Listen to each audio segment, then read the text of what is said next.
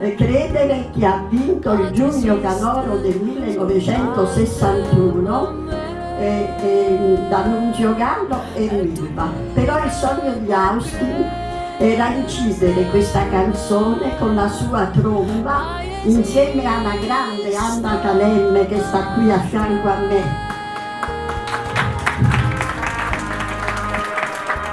Però non c'è stato il tempo perché il Signore l'ha voluto lassù con la sua tromba e quindi lui ci teneva tantissimo, però Anna Calemme e il marito sono riusciti a realizzare questo sogno ed hanno fatto venire fuori con la tecnologia di oggi.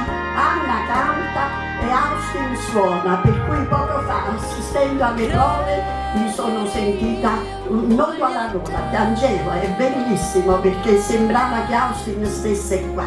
La stessa Anna era molto commossa.